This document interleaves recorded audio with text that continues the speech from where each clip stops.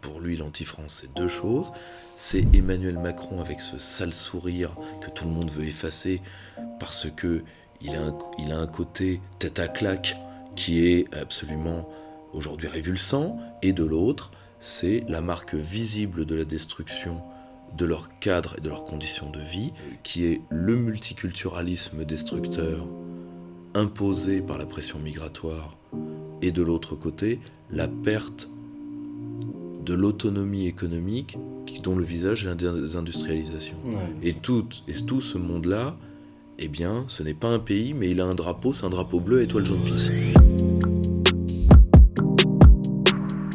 Et donc on a défiguré la constitution de la Ve République pour la faire entrer dans le cadre de la germano-servilité, ou de l'européisme, ce qui est exactement la même chose. Tu retires le souverainisme sur les 30 dernières années de la production intellectuelle d'opposition au système, eh bien cette production intellectuelle est pozzo.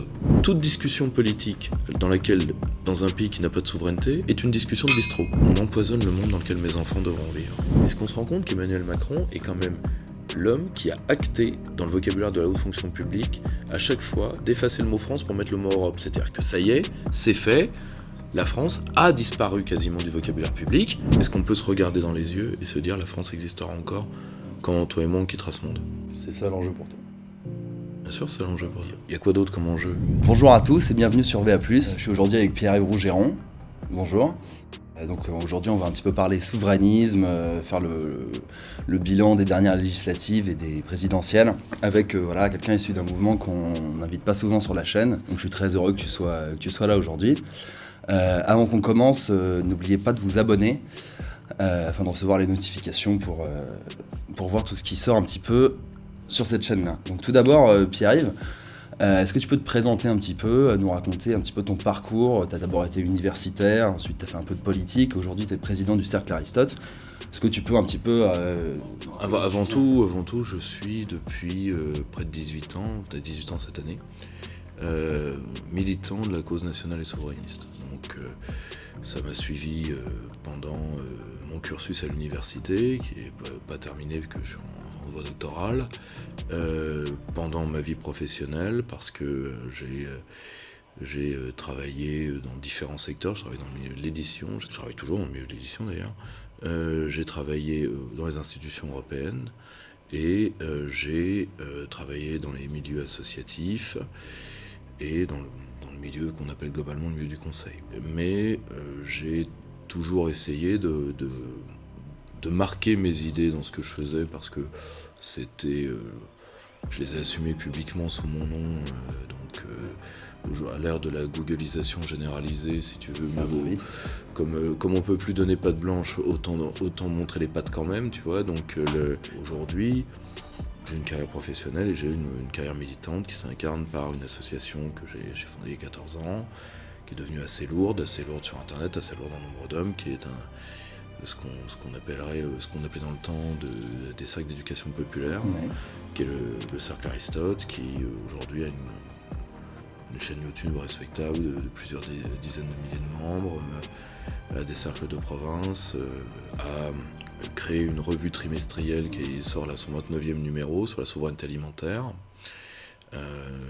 Comment s'appelle la revue d'ailleurs? Perspective Libre. Perspective Okay. Libre, ce qui a donné lieu à une maison d'édition. On a édité à peu près 62 ouvrages et à une collection chez Jean-Cyril Godefroy qui s'est un peu rendue célèbre parce que on a fait les penseurs conservateurs comme Yoram Mazoni, grand penseur conservateur israélien, souverainiste israélien qu'on a traduit, et surtout, c'est nous qui traduisons les œuvres complètes de Vladimir Poutine. Donc ça a pris un certain retentissement à partir de...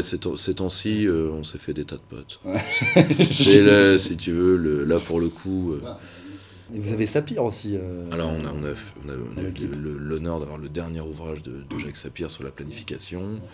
On a une belle collection de défense avec entre autres Bernard Wicht, tu sais, qui est le théoricien suisse des guerres irrégulières, etc.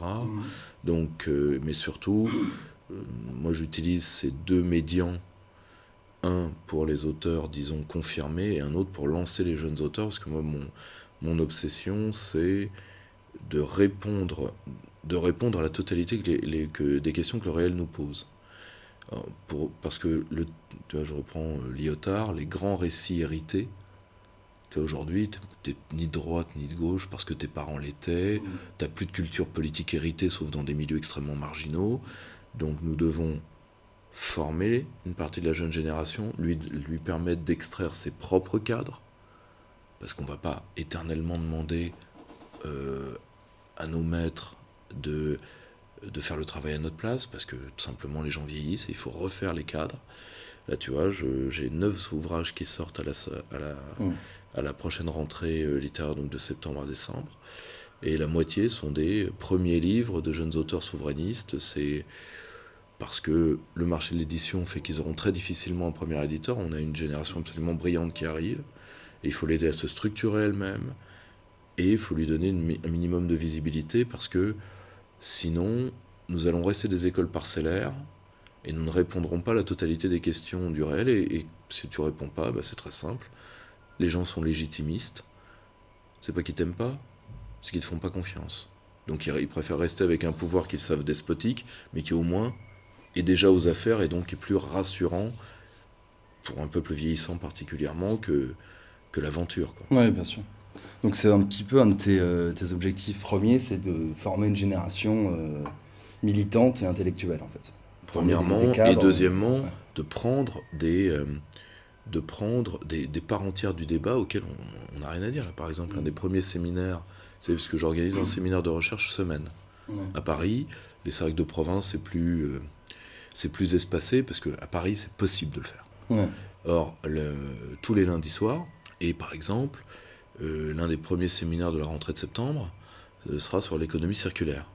Bon, l'économie circulaire, c'est quand même un truc de relocalisation qui nous permet d'empiéter sur la fosse écologique que nos adversaires ont, etc. En réalité, on s'y intéresse absolument pas, tout le monde s'en fout. Donc, et le problème, c'est qu'à force de se foutre des choses, de dire je ne répondrai pas aux questions que la population et la réalité me posent, et la population, par contre, avalera tout rond ce que j'ai à lui donner, eh bien, si tu veux, à la fin, tout simplement, les gens t'abandonnent. C'est normal.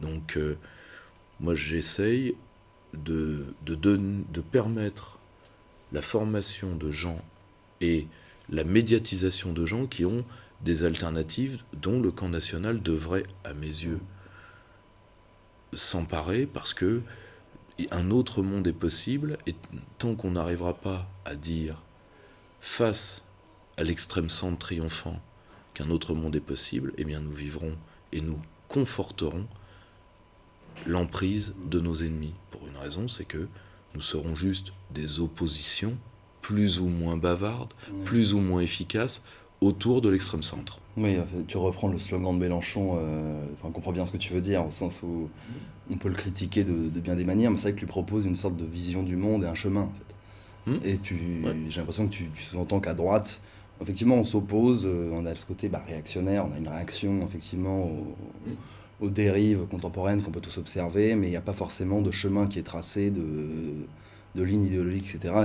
C'est un petit peu ce que tu essayes de... Alors, premièrement, créer. tu as tout à fait raison, il y a ça, et puis il y a un autre problème, c'est que comme on a ce complexe qui est de dire X ou Y dossier de gauche, tu vois, on va prendre le cas de l'écologie. Ouais. L'écologie, née dans les milieux nationaux et conservateurs, enfin conservateurs pas en sens courant, pas en sens historique, en France dans les années 1830-1840, sur la protection des paysages.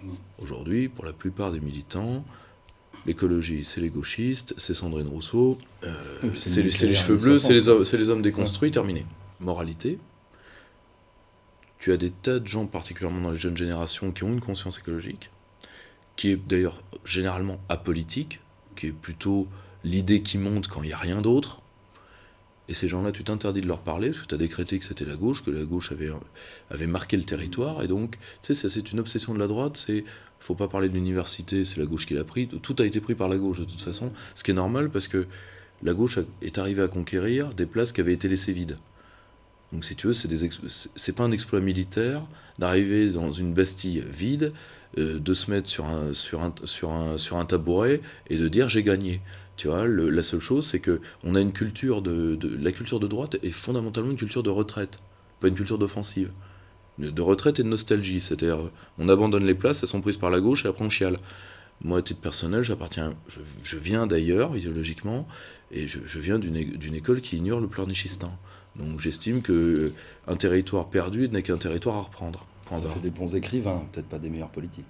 Oui, non, mais si tu veux, c'est un sentiment esthétique au monde. Le problème, c'est que voilà, moi je suis père de famille. Je suis dans un pays qui s'effondre, je suis dans un pays qui peut disparaître à brève échéance.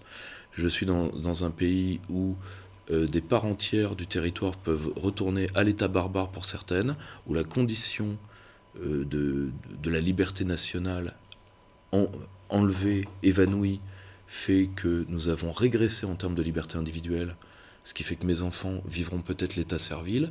Donc moi, je n'ai pas le temps de la nostalgie esthétisante. Voilà, si tu veux, c'est un loisir de riche et moi je suis pauvre.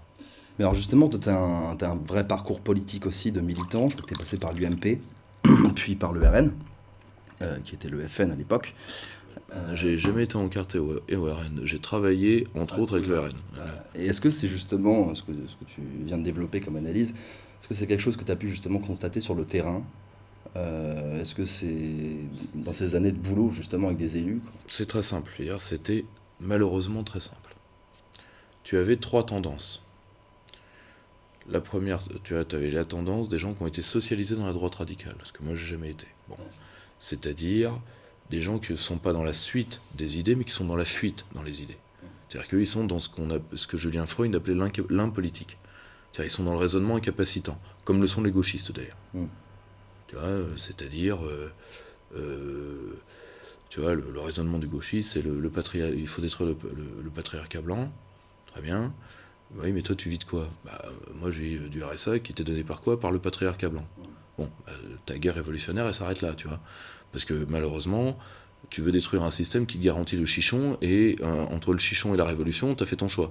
Tu vois, et bien là, c'est pareil, c'est de dire, de toute façon, tout est foutu, la grande tradition est foutue, l'Occident est foutu, et d'attendre que un pays étranger plus pur, plus fort que nous, parce que tout le monde est plus pur, plus fort que nous, tu vois. C'est le cas par exemple de certains milieux racistes qui aujourd'hui pensent que Vladimir Poutine va arriver avec son dragon et raser la colline du crack. Bon, si tu veux, moi je pense que tu as cette tendance-là. Tu as une tendance, si tu veux, qui confond dédiabolisation et embourgeoisement, alors qu'il faut faire une dédiabolisation, professionnalisation. Comme disait là encore Julien Freud, sachons être suspect, c'est un gage de qualité. À titre personnel, je n'ai absolument aucune envie de me normer aux critères moraux des mondialistes. Moi, des gens qui ont des idées larges qu'ils exportent par des B-52 ne m'intéressent pas. Mais et je n'ai pas... Le B-52 peut-être précise. Le B-52, les bombardiers américains, tu sais, c'est toc toc toc, c'est qui? C'est la démocratie, tu vois. Les Irakiens ont connu ça, les Libyens ont connu ça, les Syriens ont connu ça, et en ce moment les Ukrainiens connaissent ça. Tu vois, donc moi je n'ai pas à me normer aux injonctions morales de gens qui ont du sang sur les mains. Moi j'ai pas de sang sur les mains. Donc je vois toute une part du camp national, c'est-à-dire il faut qu'on se norme pour qu'ils nous acceptent. Mais ils n'ont aucune envie de nous accepter, ils nous accepteront jamais. La seule chose c'est qu'il faut les surclasser. Ça a été d'ailleurs le pari de quelqu'un comme Florian Philippot. Moi j'ai des sources qui m'ont dit que votre sœur elle faisait des choses pas terribles. Ce qui a fait peur chez Philippot, c'est que Philippot était meilleur qu'eux, c'est ça le problème. Il n'a pas été plus accommodant avec eux, il n'a jamais été très accommodant avec le système comme personnage. Or, et la dernière tendance, c'est celle qui était la tendance typique des souverainistes, c'est-à-dire des gens qui ont une sorte de religion du travail. C'est-à-dire qu'il fallait bosser, et ça, qu'on aime ou pas les souverainistes, tu retires de la cause nationale, ces 20 dernières années, là on va fêter les 30 ans de Maastricht.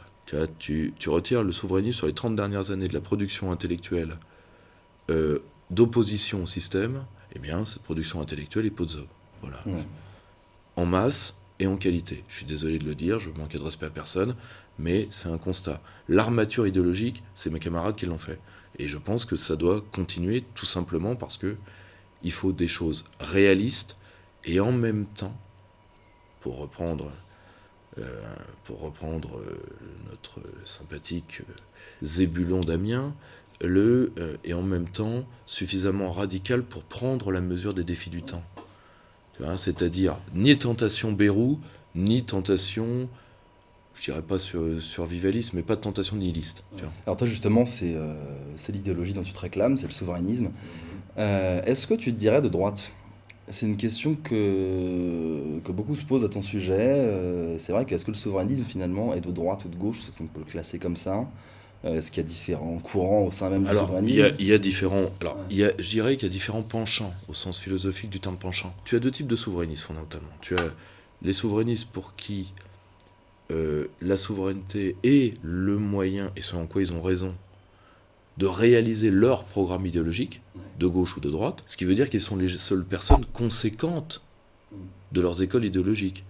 Tu vois, parce que, je vais te donner un exemple, la remigration, c'est ce que j'avais appelé dans le temps la droite Gandalf, hein, c'est-à-dire la droite qui fait disparaître Mokhtar par magie. En l'état actuel, la remigration, t'oublie à tout jamais. Puisque de toute façon, c'est le commissaire européen à l'immigration qui décide, et lui, il n'a pas décidé qu'il serait remigré, il a décidé qu'il t'empêcherait de les empêcher d'entrer. Donc là, tu vois, avant de les remigrer, tu vas déjà pas pouvoir arriver à colmater la fuite. Ou même à gauche, tu vois, les gens qui attendent l'Europe sociale comme d'autres attendent Godot, sont dans l'impolitique. Tu as ces souverainistes-là qui sont en réalité les seuls mecs qui y croient. Tu vois, que ce soit les souverainistes de gauche un peu raides ou les souverainistes de droite un peu raides. Bon. Tu penses à qui, par exemple, souverainiste de gauche, souverainiste Alors, de droite? souverainiste de gauche, je pense à quelqu'un comme Jacques Nikonov, je pense à tout ce qui sort des gens comme quelqu'un qui a été reçu ici, quelqu'un comme Loïc Chéniaud, par exemple. Ces gens-là sont des gens qui veulent les conséquences de ce qu'ils veulent. Georges Kuzmanovic, peut-être, à gauche? C'est le cas de Georges Kuzmanovic, bien sûr. À droite, je pense à Charles Gave, quelqu'un de très bien. Je pense à quelqu'un qui n'était pas souverainiste de prime abord, mais qui aujourd'hui est un très bon souverainiste d'honneur, qui est Laurent Ozon, je pense. Tu vois, qui à la base n'en est pas, mais il y est venu, parce qu'à un moment, tu ne peux pas faire l'économie de la souveraineté dans une réflexion sérieuse. Sinon, c'est très simple. Toute discussion politique dans un pays qui n'a pas de souveraineté est une discussion de bistrot, parce qu'il n'y a pas d'enjeu. Et moi, ce qu'une partie de la droite me reproche, c'est que moi je parle de la droite du RN à la gauche de Mélenchon. Pour une raison, c'est que nous sommes dans un pays sans souveraineté, nous sommes dans une colonie, et dans un pays sans souveraineté, il n'y a pas d'enjeu. Je peux détester Sandrine Rousseau, mais elle n'a pas le pouvoir parce qu'il n'y a plus de pouvoir en France. Donc elle peut vouloir déconstruire son mari, elle n'ira pas plus loin. Tu vois, donc... et je refuse, dans ce pays où il n'y a plus de liberté nationale, parce que la souveraineté et la liberté nationale, c'est la même chose. Je refuse qu'on me dise à qui j'ai pas le droit de parler, à qui je dois parler, et avec qui je dois me battre pour conquérir quoi? Le caniveau de la rue. Parce que c'est la seule chose que le système me laissera. Tu vois, par exemple, la tendance au wokisme est tout à fait dangereuse pour la jeunesse, il n'y a pas de problème, les woke n'ont pas le pouvoir. Les woke sont des bouts de chaîne du pouvoir. Et donc nous, on va se friter avec des bouts de chaîne du pouvoir. Ouais, donc ça veut dire quoi? Ça veut dire que le pouvoir, il prend un terrain vague de Ghetto Blaster et il nous laisse nous foutre dessus. Et en plus, ils peuvent même faire payer l'entrée pour faire un petit billet. Donc, un jour, ça m'avait été reproché, j'avais dit toute vie politique dans un État sans souveraineté, c'est du théâtre, c'est de la mélanchonite. Or, le terme mélanchonite m'avait été légèrement reproché, mais c'était à l'époque c'était il y a plusieurs années où Mélenchon était encore plus leader massimo théâtreux qu'aujourd'hui. Mais il faut se rendre compte que on s'engueulera tant que tu veux. On aura de vraies oppositions idéologiques quand la souveraineté sera revenue.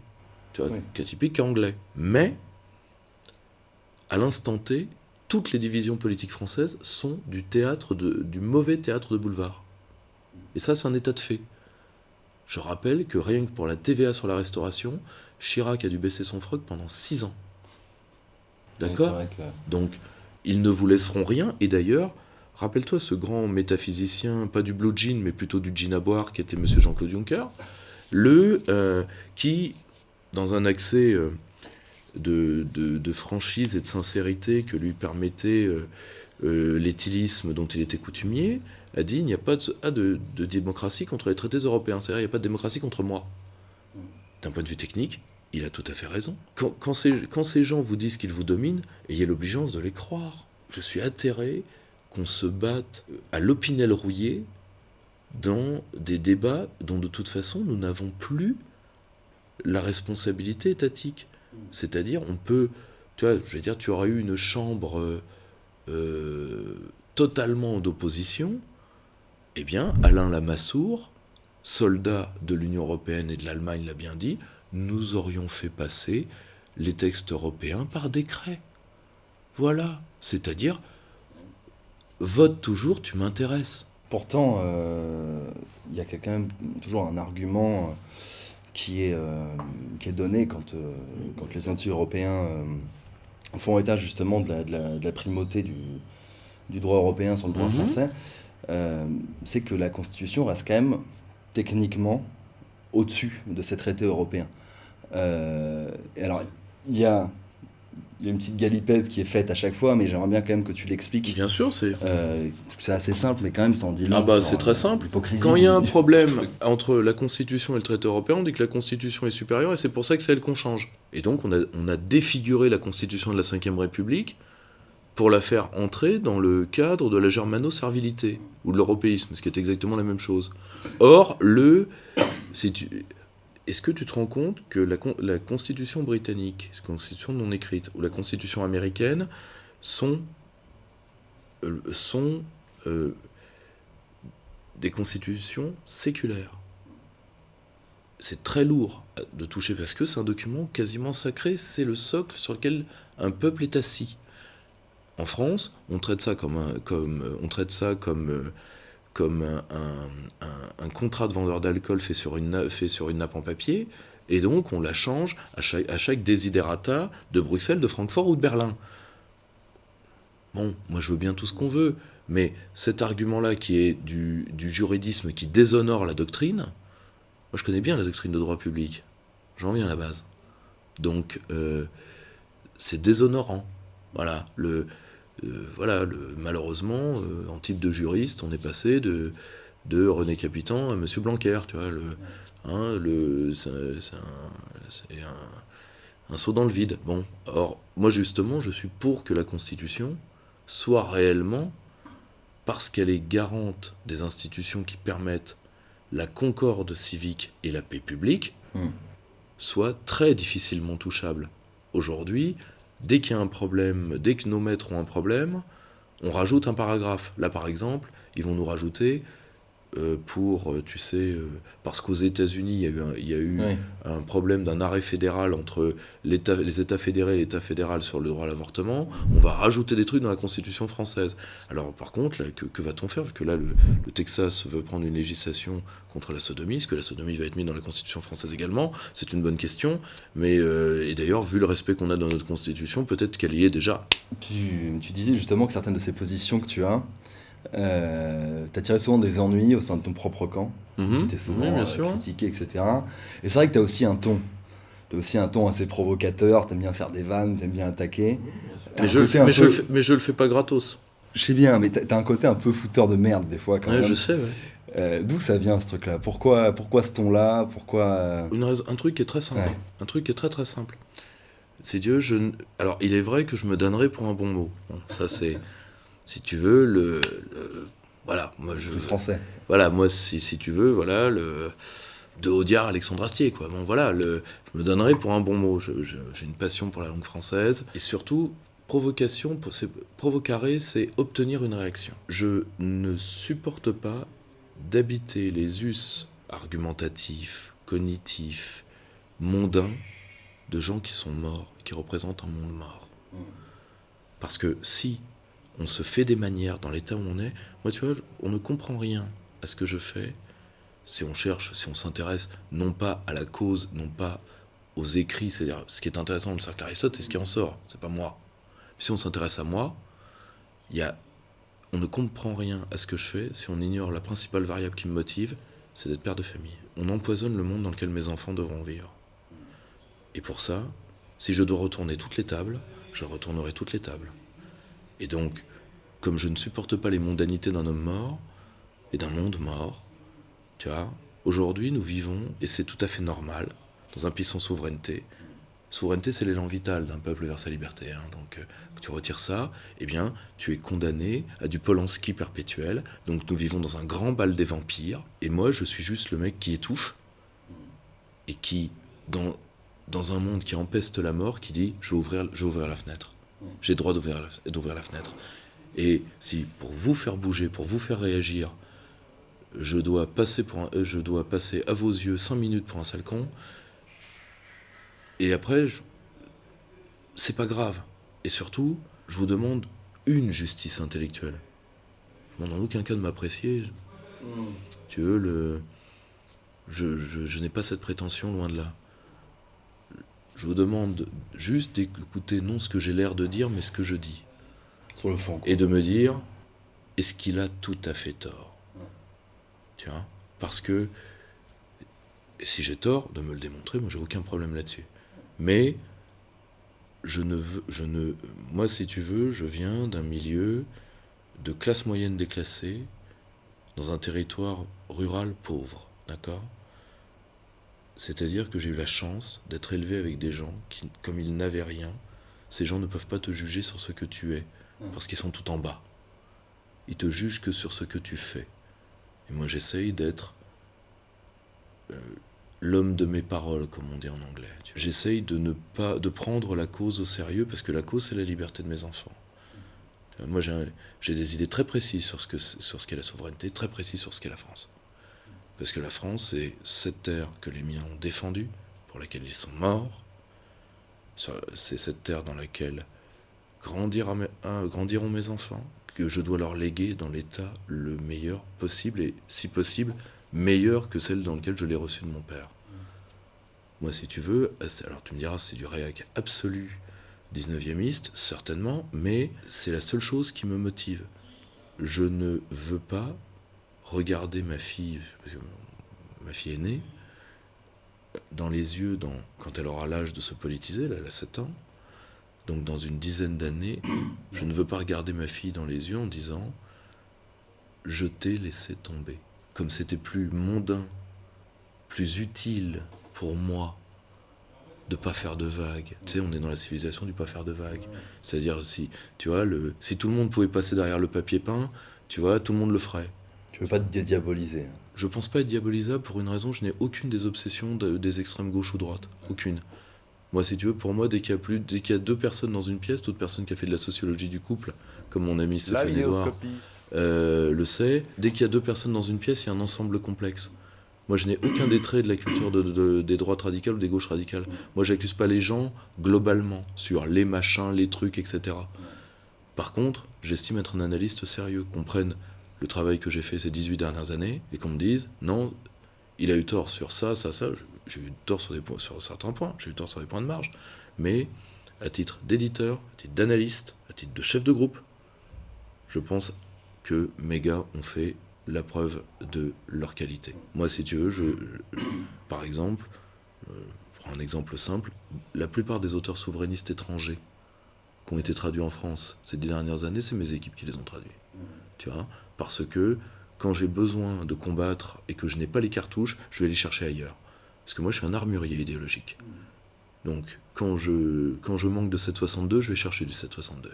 Et alors, j'ai des méthodes peu orthodoxes, certes, mais est-ce qu'elles sont inefficaces ? C'est voilà. Moi, après, qu'on ne me supporte pas, peut-être, le problème n'est pas là. Je leur demande pas de... C'est le fond. Voilà. Moi, si tu veux, c'est... Ouais. Est-ce que... Moi, tu vois, imaginons que je vive encore 30 ans, 40 ans. J'ai 36 ans, ça fait 70 ans, admettons. Donc, est-ce que je peux regarder... Est-ce qu'on peut se regarder dans les yeux et se dire la France existera encore quand toi et moi on quittera ce monde ? C'est ça l'enjeu pour toi. Bien sûr, c'est l'enjeu pour toi. Il y a quoi d'autre comme enjeu ? Enfin, si tu veux, moi je veux bien qu'on me dise tout ce qu'on veut, mais moi, tu vois, la seule forme politique qui a conservé la liberté des hommes et la transmission des traditions à un étiage suffisant pour avoir accès à la puissance et donc à la pérennité, c'est la nation. La nation, c'est à la fois la puissance et la liberté. Tout ce qui a été plus petit a manqué de puissance, le cas des cités. Tout ce qui a été plus grand a manqué de liberté, c'est le cas des entreprises impériales. Donc si tu veux, après on peut dire, la liberté, d'accord. Moi, à titre personnel, pour moi, l'histoire de ce qui sort de notre matrice, celte, grec, romain, c'est une grande course à la liberté sur 25 siècles. Ça peut s'arrêter. Je suis pas certain d'avoir envie de vivre dans ce monde-là. Les chaînes ne m'intéressent pas. Voilà. Et aujourd'hui, alors peut-être que c'est un combat d'arrière-garde, mais j'estime que quand on t'enlève ça, on peut faire ce qu'on veut de toi. Et moi, j'appartiens à un clan, à une lignée qui a beaucoup souffert des guerres de la France, qui les a toutes faites, qui les a fait parce que nous devions les faire, et qui les a fait pas avec plaisir, mais avec sentiment du devoir accompli, parce que justement, nous ne voulons pas que cette liberté nous soit retirée. Bon, après, on peut renoncer à la liberté, à titre personnel. Moi, je ne peux pas. Voilà, c'est plus fort que moi. Alors, il y a un pan de ta critique, justement, qui fait pas mal réagir, c'est celle de la ligne Buisson. Ligne Buisson qui a été un petit peu au centre de l'actualité, tu nous diras pourquoi, surtout de la campagne présidentielle. Est-ce que tu peux nous expliquer un petit peu de quoi il retourne, qu'est-ce que c'est que la ligne Buisson, et ensuite pourquoi justement tu penses que... Alors, premièrement, parce que ça me permet de clarifier aussi beaucoup de choses, à aucun moment je n'ai mis en doute la culture et surtout l'intelligence politique et manœuvrière de Patrick Buisson. Très loin de là. Un homme brillant, il suffit de lire La cause du peuple pour voir que c'est un homme brillant. Ça fait pas débat. Mais c'est quoi la ligne Buisson ? Je vais essayer de le citer textuellement.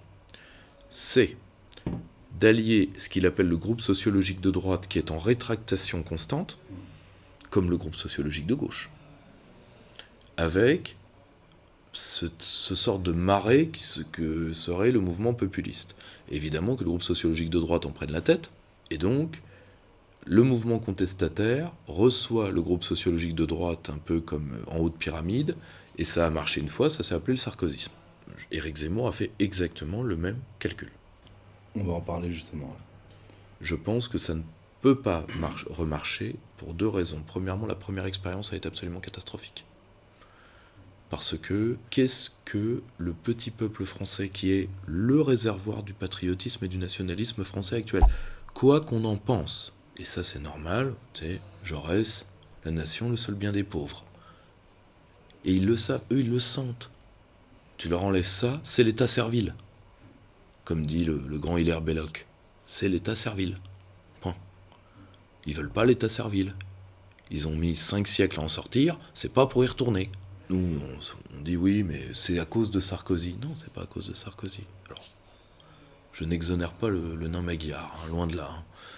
Mais tout simplement parce que Sarkozy représentait une caste comprador droitière, parce que tout aussi libérale, mais moins libertaire pour des raisons d'habitus que, et encore dans le cas de Sarkozy, type Sarkozy-Bruni, ça se discute, hein, que le libéral libertaire post-clouscardien de gauche. Ces gens-là détestent la France profondément.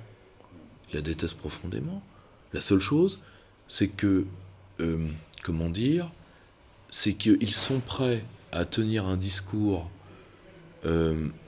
atlantiste en politique extérieure et légèrement sécuritaire en politique intérieure, ce que le bourgeois de gauche n'est pas tout à fait est prêt à faire dans les faits, mais pas à assumer dans le discours. C'est aussi simple que ça. La première expérience a été catastrophique.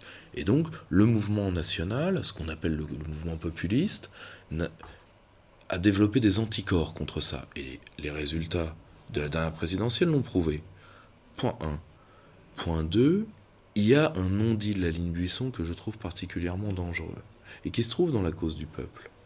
Dans la cause du peuple, c'est dans le tout dernier chapitre, Patrick Buisson fait état d'ailleurs de quelque chose sur lequel il a beaucoup travaillé, qui est un rapport des affaires sociales, qui faisait voir que un des points qui pourrait faire que les Français renoncent à l'État social, ce serait qu'on les persuade que l'État social est uniquement là pour nourrir les immigrés. Le problème, c'est que c'est prendre le problème complètement à l'envers. Moi, je ne veux pas que les Français abandonnent l'État social pour le mettre sur le dos des immigrés. Je veux rétablir la préférence nationale, ce qui me permet de conserver ce lien entre les Français, parce que le service public, c'est un lien avant tout. Oui, bien sûr. Tu vois, de conserver ce lien entre les Français et et de commencer à régler le problème migratoire en même temps. Le problème, c'est que pour ça, qui est le pire ennemi de la préférence nationale ? Intrinsèquement, c'est l'UE, parce que les premiers à t'avoir dit il n'y a pas de différence entre l'étranger et le national, c'est ceux qui ont voulu faire voter des étrangers communautaires aux élections, n'est-ce pas ? Et, excuse-moi, l'humanisme de base, pourquoi est-ce qu'on accepterait d'un Bulgare, on le refuse à un Malien ? Bon, donc, oui. Ou alors, on entre dans des systèmes racialistes ou ethno-différentialistes qui, de toute façon, ne marcheront jamais en France, n'ont jamais marché en France, et en France, se sont toujours lamentablement vautrés. Donc, tu comprends ? Le pire ennemi de la préférence nationale, avant l'immigration, c'est à la fois ce qui permet l'immigration, mais surtout ce qui permet l'indifférenciation du national et de l'étranger, qu'est la xénocratie européenne, le pouvoir de l'étranger. Et ça, je comprends qu'un homme qui a conseillé Nicolas Sarkozy, qui est l'auteur de la trahison du référendum du 29 mai 2005, c'est-à-dire d'un des pires coups de couteau qui ait jamais été fait dans le pacte civil français, et qui va peut-être nous mener à des heurts internes lourds, parce qu'on ne vienne pas me pleurer sur l'abstention, sur tout ça. Les gens l'ont vu. On a annulé leur vote par congrès. Et malheureusement, la ligne Buisson a participé à ça. Or, la ligne Buisson, 1, je l'ai dit, ne peut pas être refaite. 2, quand elle a été faite, ça a été une catastrophe. 3, elle a des non-dits que je trouve absolument dangereux, parce que elle pose comme principe que la seule récompense du petit peuple patriote, qui lui vit l'idée de patrie, que sa seule récompense, ça doit être de dire « mettez-nous, groupe sociologique de droite, au pouvoir, et vous aurez les miettes, c'est-à-dire peut-être qu'on virera Mokhtar si Ursula nous le permet. » On leur a rien promis d'autre. Tu vois, ligne Buisson appliquée, campagne Zemmour, il y a eu 2 fois plus d'ouvriers que de cadres qui ont voté pour Zemmour. C'est-à-dire que, par attachement à la France... Bien sûr. C'est un fait assez méconnu d'ailleurs. Voilà. Par attachement à la France, ces gens, face à une campagne qui ne s'adressait pas à eux, les a snobés, pour parfois a eu au moins l'apparence de les mépriser, parce qu'ils ont vu le drapeau, parce qu'ils ont entendu la France, ils ont voté 2 fois plus que des cadres à qui on léchera les bottes de l'Europe. On vous fera encore moins d'impôts, etc. Les cadres, ils ont voté Macron pour une seule raison, c'est que leur intérêt de classe, c'est que la France soit le plus faible possible. Et plus anti-France que Macron, il n'y avait pas sur le marché, sauf Yannick Jadot pour les amateurs de chichons et de surmulots. Mais on reparlera justement de Zemmour, mais avant, j'ai quand même une question. Est-ce qu'il n'y a pas aussi, au-delà du rapport à l'Union européenne, une véritable hypocrisie de cette bourgeoisie de droite sur la question notamment du travail et de l'immigration ? Je pense notamment à la question, par exemple, cet été, sujet d'actu, de la main-d'œuvre dans la restauration. Bien sûr, c'est ce que j'allais dire. On entend dire tous les jours, regardez comme il est formidable, mon sans-papier, il bosse 75 heures par semaine pour moins d'un SMIC, contrairement à ces feignants de Français bien sûr, qui veulent être payés plus cher. Alors qu'un vrai gouvernement national, en lisant l'article, le brave monsieur reçoit l'inspection d'hygiène, l'inspection du travail et les flics le soir même. Ça va calmer le gentil monsieur. Rappelle-toi le film Les Grandes Familles, avec Gabin. Ouais. Tu as un nouveau riche, et en face, son père, qui est joué par Gabin, qui est le patron paternaliste du 19e siècle, qui lui s'est fait par son travail. Ouais. Et l'autre, qui est un héritier, qui est son neveu d'ailleurs, et il lui dit mais pourquoi tu me regardes de haut, nous sommes pareils. Nous sommes pourtant de la même famille. Nous sommes de droite tous les deux. Toi, c'est pour préserver la famille, moi, c'est pour écraser l'ouvrier. Et Gabin répond: nous ne donnons pas le même sens à ce mot. Or, moi j'estime que ce qu'il y a de meilleur dans la tradition nationale française, dont une partie cristallisée à droite, c'est quand même d'avoir pu, si tu veux, transfigurer la common decency populaire. C'est-à-dire, il y a des choses qui se font pas. Et tu vois, qu'un mec écrive dans un journal « Je suis négrier fier de l'être », parce que c'est un négrier fier de l'être, le patron, cette bourgeoisie-là, tu vois, qui prend des sans-papiers et qui se fout de la gueule des Français en disant « Qu'est-ce qu'il est bien ?» Ce sont des négriers. Bon, c'est un négrier, point barre. Tu vois, des négriers sympas, cheveux bleus, up-to-date, tout ce que tu veux, mais des négriers quand même, ok ? Or, un mec qui appelle, je sais plus dans quel canard c'était, mais qui appelle les journalistes pour dire « Moi, vous vous rendez compte, je suis un mec bien, je fais bosser des mecs dans ma cave pour les payer au lance-pierre, et qu'une partie de la droite bourgeoise applaudit ça des deux mains des deux pieds, à titre personnel, je ne veux rien avoir à faire avec ces gens. » Tu vois, moi je suis désolé, et tant qu'on ne prendra pas en compte la problématique de la dignité, et là pour le coup, je suis souvent catalogué en marxisme, et c'est vrai, pour moi la force d'un pays à titre économique, c'est ses forces productives. Moi je fais pas de misérabilisme. Qui produit la richesse en France ? Et qui produit la richesse nécessaire. On l'a vu pendant le confinement, c'était ceux qui sont allés au carton. C'est eux les forces productives. D'accord ? Donc c'est eux qu'il faut protéger à tout prix. Or, je te le dis sincèrement, pour moi, la nouvelle structure sociale, et c'est là où tu comprends l'importance de la pensée. La nouvelle structure sociale, c'est pas le luttisme de classe, travailleur contre patron, etc.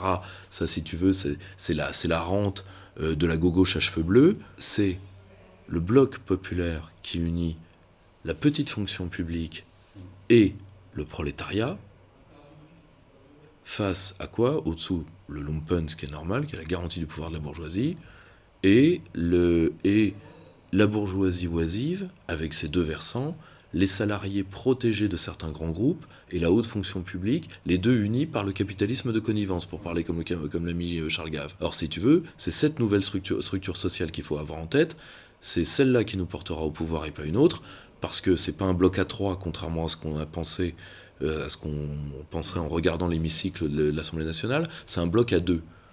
Or, le souci, alors là-dessus, il y a des gens qui me disent « Oui, mais quand même, les patrons ne sont pas méchants. » J'ai jamais dit que les patrons étaient méchants. J'ai dit qu'il y a des gens qui produisent de la richesse, et il y a des gens qui feignent d'en produire, et qui en réalité vivent de rente. Et moi, je veux bien virer les assistés d'en bas. Les assistés d'en haut me coûtent encore plus cher. Et je vais te donner un exemple précis pour terminer. Un tiers des aides sociales accessibles aux citoyens français ne sont jamais demandées. Or, quand tu demandes aux travailleurs sociaux pourquoi elles ne le sont pas, parce que la plupart des gens n'en veulent pas.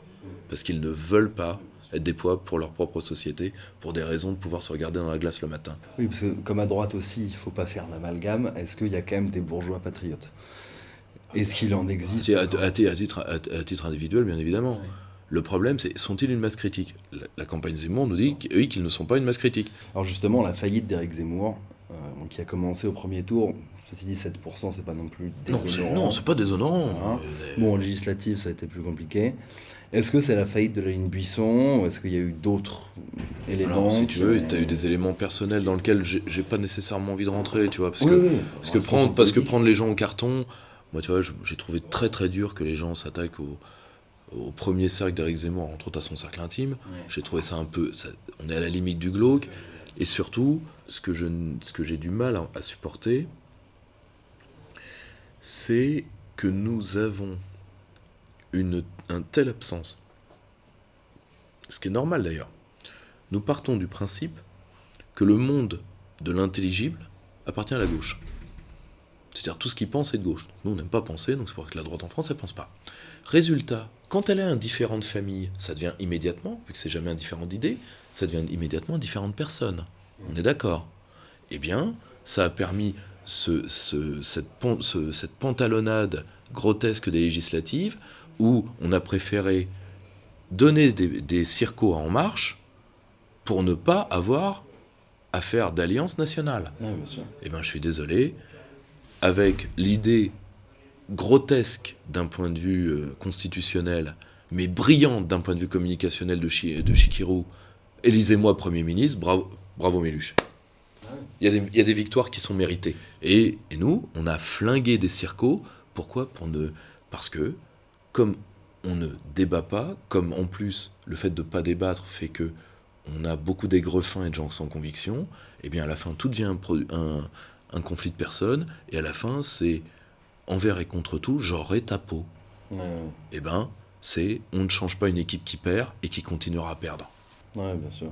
C'est vrai qu'à gauche, on s'allie d'abord, on s'entretue après. À droite, on ne s'allie pas, on s'entretue tout le temps, quoi. C'est assez impressionnant quand même, le manque de stratégie électorale. Ah non, mais et le pire, c'est qu'on crée à chaque problème, on chauffe à blanc nos militants, et donc on va créer des failles, des haines interpersonnelles qui vont durer 5, 10, 15, 20 ans.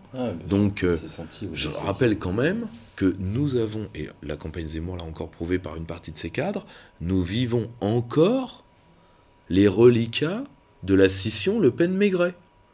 Oui, c'est vrai qu'il y a eu une sorte de remake. Tu vois, de remake. Ouais. Nous vivons encore les reliquats du duel danseuse qui va rater sa sortie, Maigret à Le Pen, Napoléon, Le Pen à Maigret. Donc,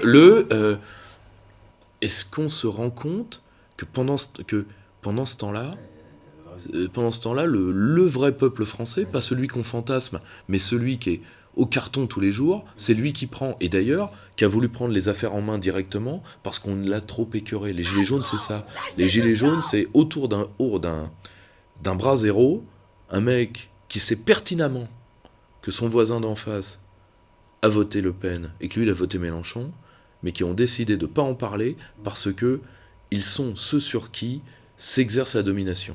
Et donc, ils vont l'affronter ensemble. Les Gilets jaunes, c'est ça. Le mouvement pour les libertés publiques qui a suivi, c'était ça aussi. Et ça prendra un autre visage une fois que le peuple sera sorti de l'aspect de sidération que la répression plus le Covid lui ont mis dans la tête. Est-ce qu'il n'y a pas aussi du côté de... Tu parlais de l'habileté politique des mélenchonistes, et c'est vrai qu'il y a eu un vrai talent de communication législative. Et puis attends, arriver à prendre une vraie défaite anthropologique, c'est-à-dire que 1981, un électeur sur 2 est de gauche, 2022, un électeur sur 4 est de gauche, et d'arriver à dire « c'est moi qui ai gagné », bravo Jeannot. Mais à tel point justement qu'on a 3 blocs à l'Assemblée nationale, alors vraisemblablement il y en a 2 dans la réalité, comme on disait tout à l'heure. Justement, ces 3 blocs, toi, comment tu les vois? Est-ce que tu penses qu'il y a une vraie dichotomie en sociologie électorale et sociologie réelle, sociale, en fait, du peuple français? Ou est-ce que c'est Chikirou, justement, qui nous construit ces 3 blocs? Non, c'est pas Chikirou, c'est le fait que chacun va vouloir une rente et donc va entrer dans la logique de triangulation du pouvoir. D'accord. Pourquoi Macron n'aura jamais de problème? Parce que il va jouer la NUP. Enfin, pas la NUP, la LFI, parce que dans la NUP, il y a déjà des sociotraites qui sont macronistes par vocation. Coucou Yannick Jadot. Mais il a joué la LFI contre Le Pen contre la LFI, et d'ailleurs, ça s'est vu à la motion de censure. Bon, terminé. Donc, ça veut dire que le RN ne votera pas. Que le RN ne votera pas, donc ça veut dire il peut faire 5 ans tout chousse. Et le problème, c'est que 5 ans tout chousse, c'est 5 ans d'anti-France incarné, pur. Ouais. Point. Parce qu'il veut la peau du pays, il a l'avantage. Est-ce qu'on se rend compte qu'Emmanuel Macron est quand même l'homme qui a acté dans le vocabulaire de la haute fonction publique, à chaque fois, d'effacer le mot France pour mettre le mot Europe? C'est-à-dire que ça y est, c'est fait, la France a disparu quasiment du vocabulaire public, et ce qu'on fait disparaître par les mots, on fera disparaître les gens après, il n'y a pas de souci. Toute xénocratie, tout régime autoritaire commence comme ça. Or, on va jouer la triangulation, et ça va maintenir le grand pouvoir du bloc central. Très bien, chacun veut en tirer une rente. La seule chose, c'est est-ce que quelqu'un prend en compte que la France ne tiendra pas éternellement? Notre vieille maman est encore très forte. Pour combien de temps? Et deuxièmement, est-ce qu'on se rend compte que le fait de ne pas réellement s'opposer fait que Macron est plus fort tous les jours? Pourquoi? Parce que son bloc à lui se radicalise en disant « Ah ouais, quand même, il a bien servi nos intérêts. » Les Gilets jaunes, d'ailleurs, ont bien aidé dans ce sens-là. Il y a eu un symbole fort. Tout à fait. Il a crevé les yeux, il a coupé les mains. Il leur a apporté du sang de prolo. Ce que Sarkozy leur avait promis, il l'a pas fait. C'est pour ça qu'il l'aime autant. Hein. Il a écrasé la racaille. Tu vois? Et pour les lecteurs LFI comme pour les lecteurs Front, le fait de voir sa situation objective se dégrader, et les gens qu'il a appelés de tous ses espoirs, objectivement ne rien y changer, va l'envoyer dans le grand bataillon de l'avenir politique de la France, qui est la masse abstentionniste, qui n'arrête pas de s'élargir. Donc, est-ce qu'on se rend compte que nous allons aller vers, là déjà, la majorité de l'électorat en France, on ne sait pas ce qu'il pense. Oui, ça c'est un On ne sait pas ce qu'il pense. Il y a une majorité. Tu vois, on ne sait pas ce qu'il pense, et on ne sait pas ce qui peut en sortir. Et pourquoi on a créé les systèmes électoraux? On n'a pas créé les systèmes électoraux pour rigoler, on a créé les systèmes électoraux pour éviter de se foutre des coups de gourdin dans la tronche. C'est aussi simple que ça, c'est un régulateur de la violence, le système électoral.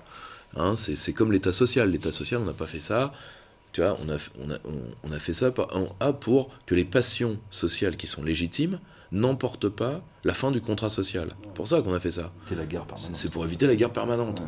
Hein, le problème, c'est qu'il y a des gens, comme ils peuvent se permettre 2 digicode, un gardien plus des équipes de sécurité, ils pensent que la guerre civile, ne les concernera jamais. Je leur dis, attention quand même. Mais la guerre civile, c'est quelque chose dont on entend beaucoup parler à droite, par exemple. Il y a un fantasme réel de ça, quoi. Il y a Bien sûr, alors que ce qui va se passer plutôt, c'est une sorte de brésilianisation du territoire. Oui, tu vois crois plutôt à ça. Une brésilianisation du territoire, c'est-à-dire État barbare, État social, État servile, c'est-à-dire destruction sociale avancée en zone rurale et périurbaine, si tu veux, avec un désespoir social à tous les étages, et dans le périurbain et le urbain, que le lumpenprolétariat, dans lequel le lumpenprolétariat pourra appliquer son ordre, parce qu'ils ne sont pas pour le désordre, ils sont pour leur ordre, ce qui est totalement différent. Et bien là, c'est l'État barbare.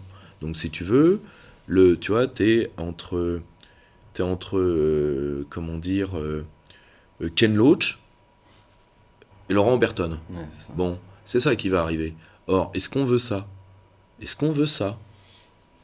Et est-ce que le fait de vouloir s'opposer à ça ne nous oblige pas à au moins tenter une synthèse idéologique ? Nous avons tous les instruments, tous les hommes. Figure-toi que c'était la prochaine question. Bon, le RN a fait 89 députés. C'est très C'est bien. un score historique. C'est très bien. Ça monte malgré la triangulation. Les souverainistes, c'est toujours mieux que 0 pour certains. Comment t'expliques que le RN monte malgré l'abandon justement de cette... Mais non, mais pour une raison qui est très simple, pour l'électorat, elle n'est pas abandonnée. Ouais. Tu es dans des logiques de bloc. L'électorat patriote n'est pas plus... L'électorat tout court n'est pas ultra politisé. Les gens assument le principe de réalité. Ils ont des gosses, ils doivent remplir la marmite, ils vont pas se mettre pour eux, et d'ailleurs les médias du système voulant diaboliser toute souveraineté, mettent tout le monde dans le même sac, tu vois, Le Pen, Dupont-Aignan, Philippot, tous dans le même wagon. Bon. Donc, Kuzmanovic, même chose. Bon. Donc, si tu veux, le système est indifférent à nos nuances, l'électorat lui est indifférent à nos nuances, non pas parce qu'il préfère les uns aux autres, parce que pour lui, on dit à peu près la même chose, c'est-à-dire que la France doit retrouver quand même le volant de son destin, mine de rien, et les querelles internes de personnes, de courants, etc., n'intéressent pas un électorat pour qui, quand il vote pour nous, c'est plus précisément pour qu'on conserve son cadre de vie, tu vois, son droit à la pérennité historique, qu'on améliore ses conditions de vie, c'est-à-dire plus de liberté et plus de dignité, et qu'on le protège de l'anti-France. Et pour lui, l'anti-France, c'est 2 choses.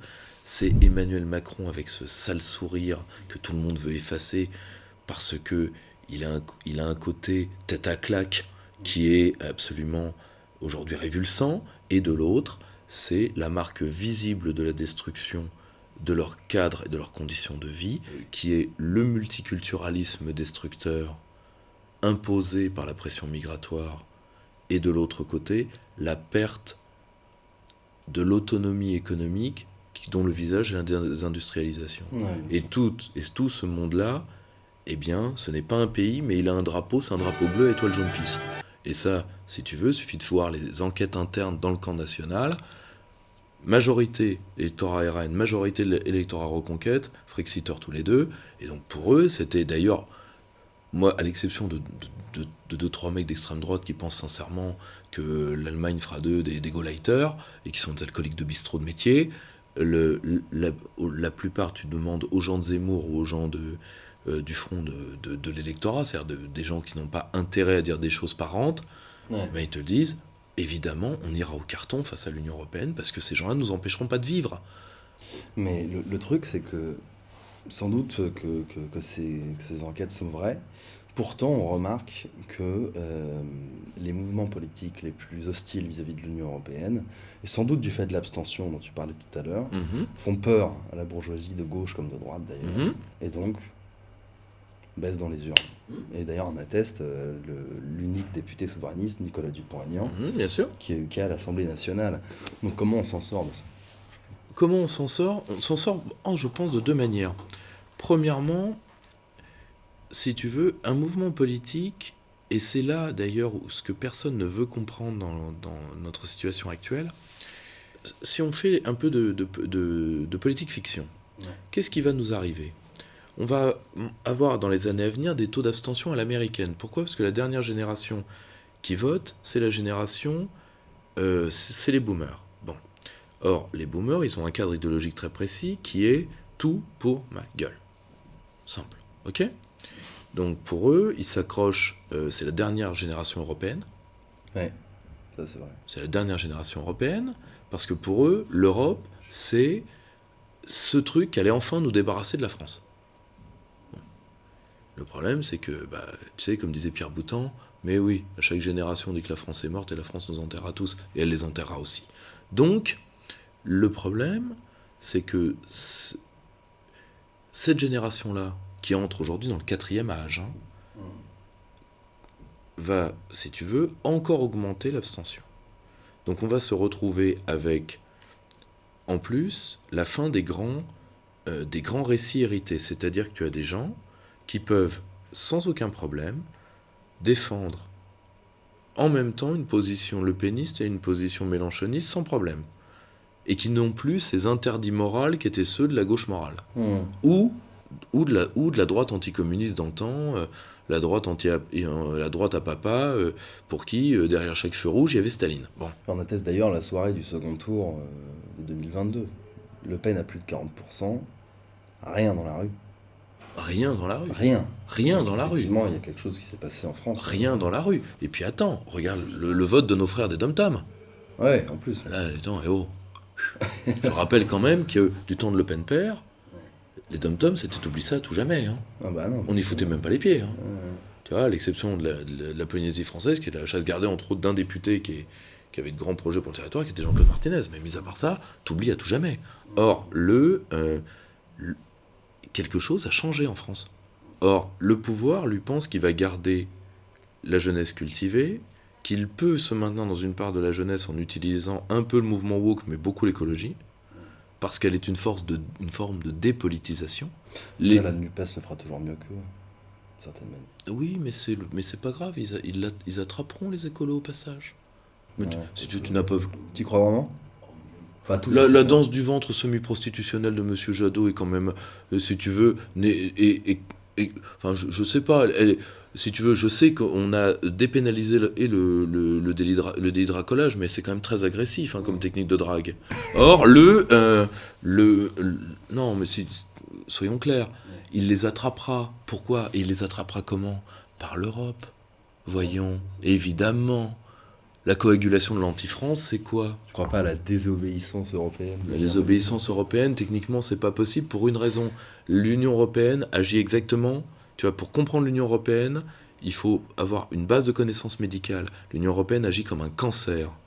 C'est ton corps qui fait grandir un corps étranger en toi.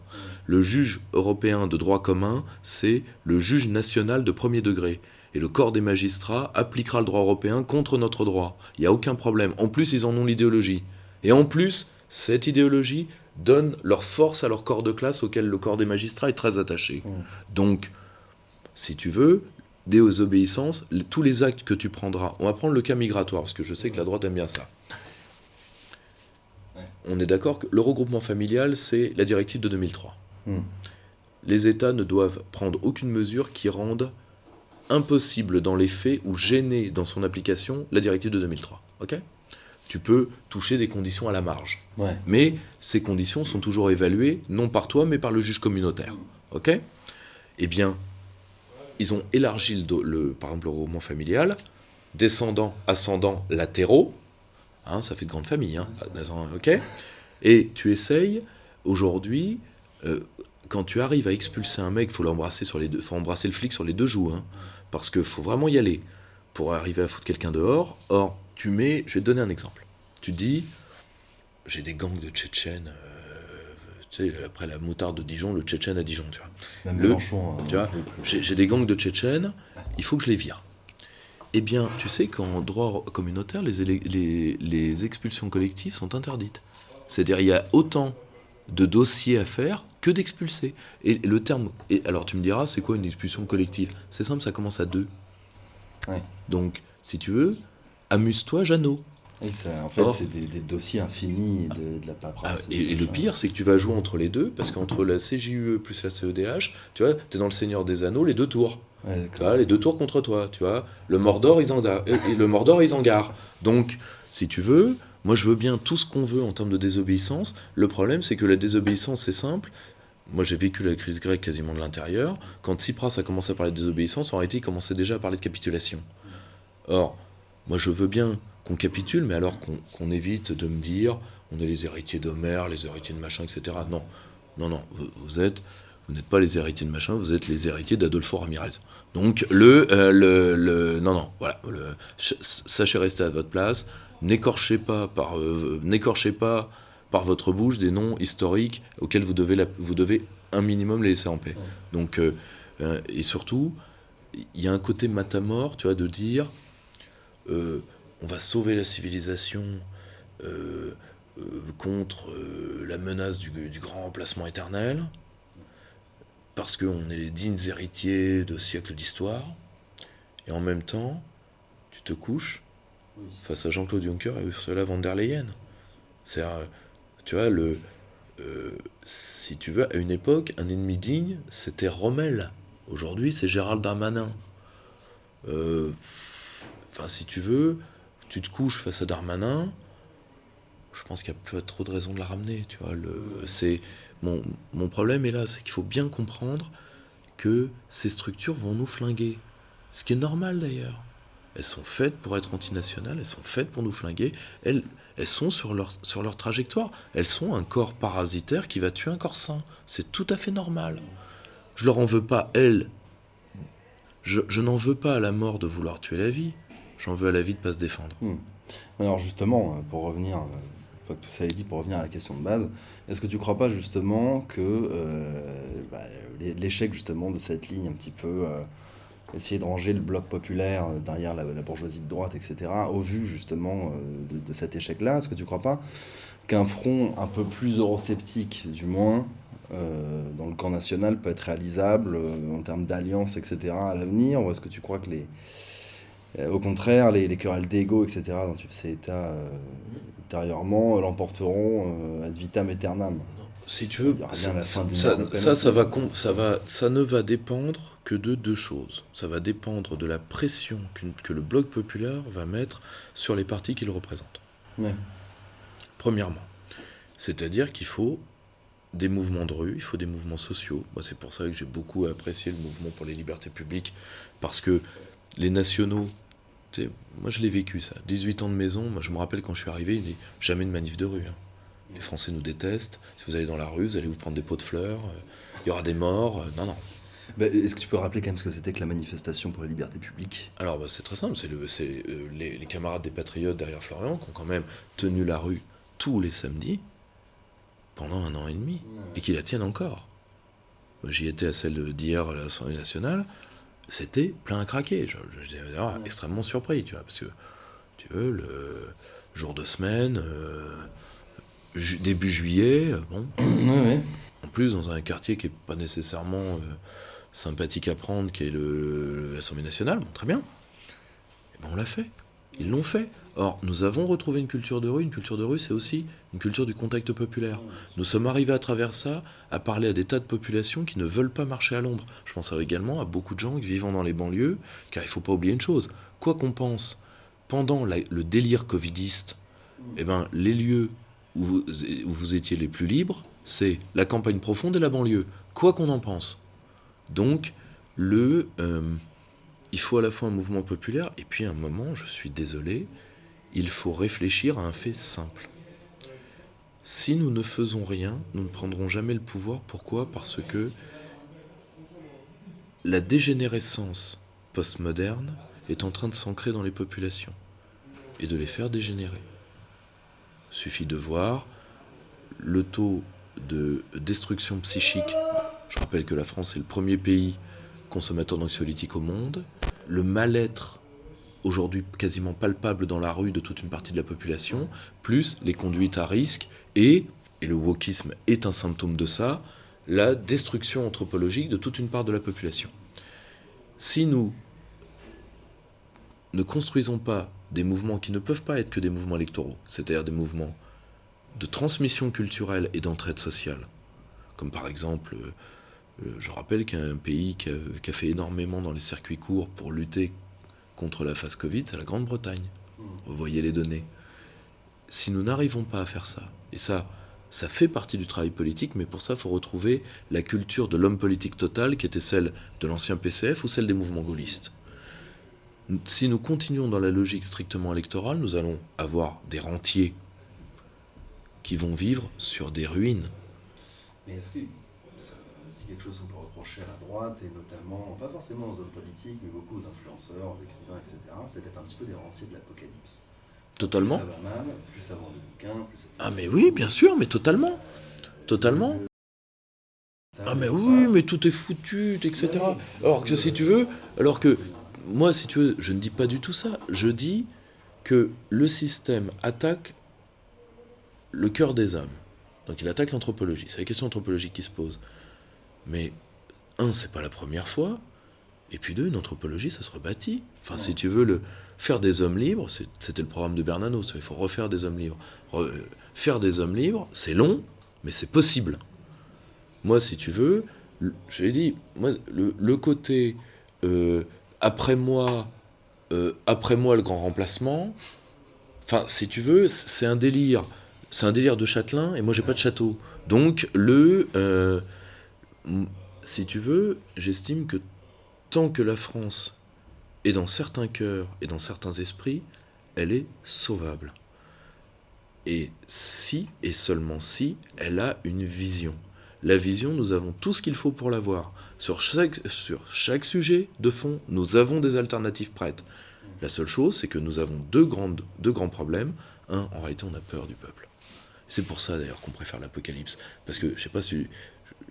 Tu connais cette phrase d'Hervé Kempf, je crois qu'elle est d'Hervé Kempf, qui dit « Il est quand même plus facile dans notre monde aujourd'hui de penser à la fin du monde qu'à la fin du capitalisme. » Et bien nous, c'est pareil. On préfère dire « tout va cramer » plutôt qu'on va se mettre à bosser. Parce que t'as un vrai problème dans l'idéologie de droite depuis 2 siècles, c'est le problème avec la notion de travail. Parce que si tu veux... Parce que la droite a gardé des structures nobiliaires, un rapport à la notion de travail qui est le rapport à la domesticité. Et c'est pour ça qu'on n'aime pas bosser. On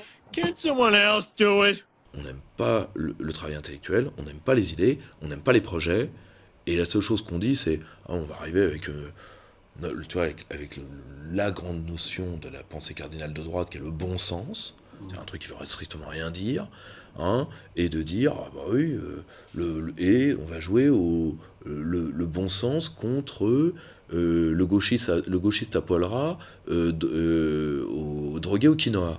Bon. Et ça, si tu veux, c'est... Comment dire ? C'est ce qui fait que nous nous éloignons du peuple, qu'une partie du peuple s'éloigne de nous, parce qu'il y a une bonne partie des nôtres dans les abstentionnistes, parce que nous... c'est pas l'abstentionniste, j'en ai rien à foutre, ça a été étudié, c'est à peine 8 à 10% des abstentionnistes. Oui. Là, le problème, c'est un problème d'offre et un problème de toute façon, vous avez déjà annulé mon vote une fois, 29 mai. Bon, pourquoi je participerais à une pourquoi je monterais sur un ring d'un match qui a été acheté? Oui, parce qu'on n'a pas pu dépolitiser les Français en... Non, mais bien sûr que non. La preuve, c'est ce que je dis souvent. Tu vois une crise en France, les gilets jaunes, le mouvement anti-pass.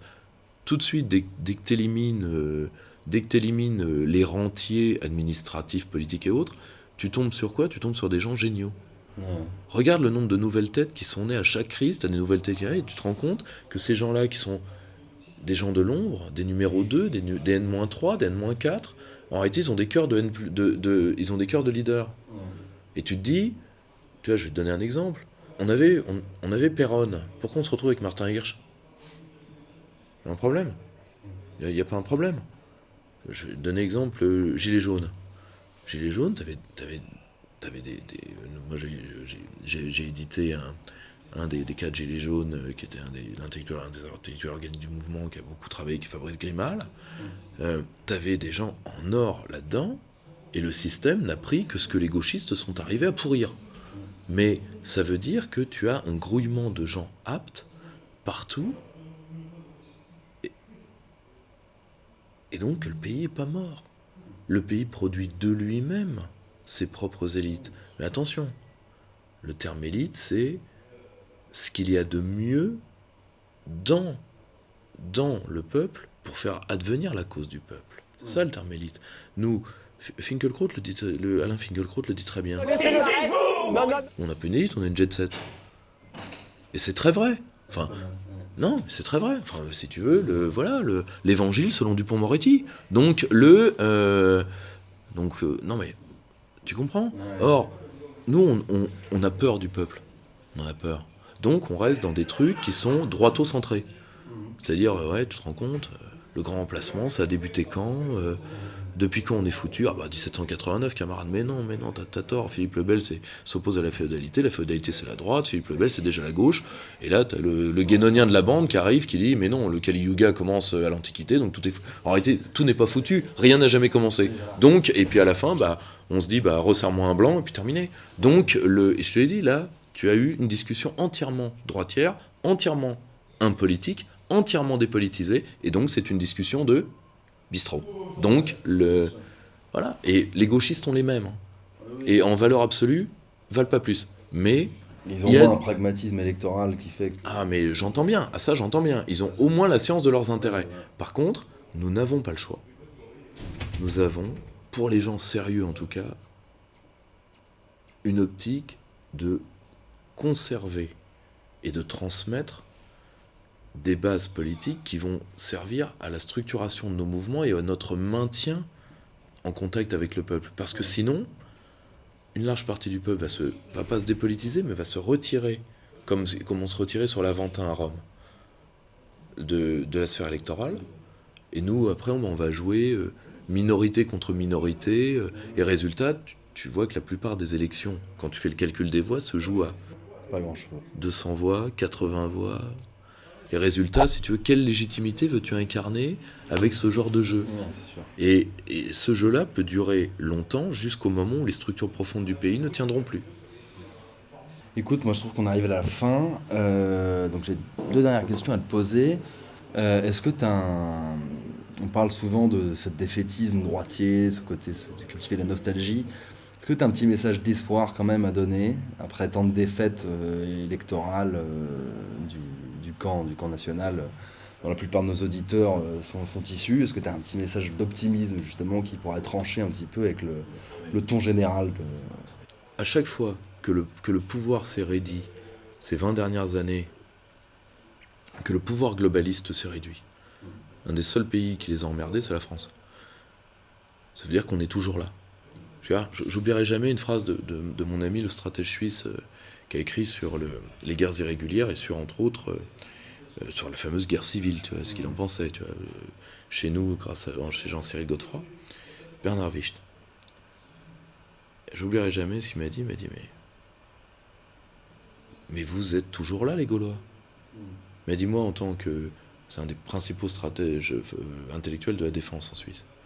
Et nous, à l'élection de Macron, on s'est dit, ça y est, les Français ont peut-être disparu. À la première élection de Macron. J'ai dit, voilà, ils sont là, les Gaulois. On est toujours là. On est toujours là. On a, on se rend pas compte, mais moi, si tu veux, au bout de presque 20 ans de cause, tu sais, les premières réunions publiques qu'on fait sur les questions nationales, il y a plus de gens sur les estrades que dans la salle. Aujourd'hui, on n'arrive plus à gérer le monde. Tu l'as vu dans la campagne Zemmour, etc. Donc, le problème, ce qui nous manque, c'est volonté et organisation. Parce que c'est quand même dingue que pour des gens qui sont des gens du Parti de l'Ordre et de la Force Travail, en réalité, si tu veux, c'est babacou les bordels. Tu vois ? Ça, c'est le vrai paradoxe, effectivement, non, mais qu'on peut observer. C'est babacou les bordels. Or, nous sommes nombreux. Nos analyses ont toutes été vérifié par les faits et il faut avoir la religion des faits, donc nous avions raison. Alors tu me diras, avoir raison, ça sert à quoi? Être raison, ça veut dire que nous sortons le cœur palpitant du monde. Et que donc nous pouvons être dans le monde. Tu vois, le constructivisme d'une partie de l'élite occidentale, c'est un rêve de camé. Tu vois, c'est de l'opium. Quand ça va rencontrer le réel, ça va faire comme dans la butte du crack, ça va faire vachement mal. Ouais, Par contre, et quoi qu'on en pense, et la cause nationale le prouve, elle est capable de créer des hommes libres et de créer des gens dont la seule existence prouve que ce combat vaut d'être mené. Et tant qu'on arrivera à faire ça, on n'est pas mort. On est tuméfié, on s'est tapé, on a saigné, et on y retourne. Tu vois, le tout, c'est de dire « Attends-moi 5 minutes, je reviens ». Tu vois, nous avons cette force-là.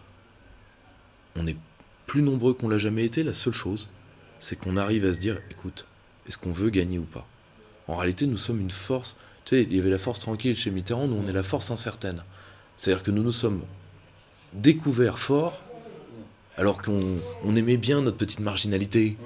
On aimait bien se dire, ouais, tu te rends compte, on est les derniers lecteurs de Monterland, on est 3, tu vois, en plus, on fait de la politique, mais on veut faire des scores d'espions, 007, et d'un seul coup, on se retrouve avec plus de 40% de l'électorat. Et les gens de droite font la gueule. Et les gens de droite font la gueule, bah, évidemment. Alors, en 2002, ils s'abraient tous au champagne quand Le Pen, enfin je parle de l'extrême droite par exemple, gagnait. Aujourd'hui, les électeurs du RN font la gueule à 43%. Bien sûr. Il y a quand même un truc hallucinant qui s'est passé dans ce camp politique. Totalement. C'est quand même dingue. Totalement. Et on continue à être pessimiste. Bah oui, non, mais... On regarde sur le temps long. Et puis attends. Toute une partie des idées, parce que comme ils en émettent quand même beaucoup, et dont certaines sont très bonnes, dans une part de la LFI, Mélenchon a renationalisé une partie de son public. Je rappelle que quand Jean-Luc Mélenchon commence son ascension, donc pas à la présidentielle là, mais il était incongru d'avoir des drapeaux français dans les meetings d'une certaine gauche. Aujourd'hui... Caténas. Tu vois ? Non mais, tu vois ? Or, et surtout, sur les questions militaires, c'est-à-dire les questions sérieuses, les questions militaires, les questions d'espace, les questions d'aménagement du territoire, etc., il est très très très compatible, Mélenchon. Faut lire. Faut lire quand même. Hein. Je rappelle que c'est le plus militariste, dans le bon sens du terme, de tous les candidats. Ça lui est beaucoup reproché. Comment ? Ça lui est beaucoup reproché, mais... À gauche, surtout. Oui, mais le problème, c'est qu'il n'a pas baissé son froc là-dessus, quoi qu'on en pense. Or, il bougera pas pour des raisons qu'on étudie le personnage, s'explique totalement. Or, ce qui compte, c'est pas que lui vienne ou que ses cadres viennent, ils viendront pas, c'est pas ça le problème. Le problème, c'est que en renationalisant son discours, une partie de ses électeurs font facilement la bascule et ça se voit en termes électoraux. Or, parce qu'il éduque le bloc populaire à sa manière, tout comme nous devrions éduquer le nôtre et nous ne le faisons pas, ou du moins nous ne le faisons pas assez. Donc, moi si tu veux, j'ai dit, les larmes sont un luxe pour moi. Et nous n'avons pas ce luxe. Nous avons trop peu de temps, mais ce sont des objectifs à notre portée. Le système ne développerait pas une telle puissance de répression si il n'était pas inquiet. Très bien. Eh bien, écoute, dernière petite chose, qu'est-ce que tu conseillerais comme ouvrage pour nos auditeurs qui souhaiteraient découvrir le souverainisme, des livres peut-être pour commencer, pour rentrer un petit peu dans la matière, ou une revue, ou peut-être quelque chose que tu as publié. Alors bon, si tu veux, tu sais, t'as 3 grandes revues souverainistes, des défis souverainistes chez Florent Philippot, Front Populaire et Perspective Libre. Tu vois, donc si tu veux, je pense que ce sont 3 bonnes revues, chacune avec sa patte. Je pense qu'il faut prendre des ouvrages très simples, et moi il y en a 2 surtout qui me plaisent et qui me plaisent énormément sur ces questions-là. C'est Pierre Manant, La raison des nations, c'est un tout petit livre, et je pense également un des Régis Debray, n'importe lequel, le Code et le glaive, où en plus c'est divinement écrit, donc tu passes un bon moment. Éloge des frontières de Debray. C'est le plus court, c'est le plus simple. Et là, tu as les bases. Tu as les bases. Et les bases, c'est simple. Vouloir vivre. La base de la souveraineté, c'est vouloir vivre. Je suis ici chez moi et je perdurerai en moi, chez moi. Point. Après, on peut dire, finalement, on préfère être la variable d'ajustement d'autrui. Ok, d'accord. Le problème, c'est que si c'est le cas, comme disait Lucchini, communisme, ok, mais tout le monde en vélo ou pas de fausses notes. Or, et ben là, si c'est le cas, si on préfère ça, donc ça veut dire qu'il n'y a plus que le politique disparaît. Toi, tu es la variable d'ajustement de quelqu'un d'autre. Donc ça veut dire que tout le monde ferme sa gueule, et pas de fausses notes. Vu que tu renonces toi-même à ta condition politique, donc tu renonces toi-même à ta liberté, donc ton avis ne compte plus, donc ne le donne plus. Et ferme-la, tu vois. Et ferme-la, tout le monde, pas de fausses notes. Donc, voilà, peut-être d'ailleurs que, tu sais, c'était peut-être d'ailleurs que certains le veulent, d'ailleurs. Mais les Gaulois la fermeront jamais. C'est trop nous en demander. On va terminer là-dessus, ça me paraît pas mal. Merci à tous, merci à toi Pierre-Yves. Merci, merci de m'avoir été, c'est gentil. Merci. Au plaisir de te réaccueillir plus tard et n'oubliez pas de vous abonner.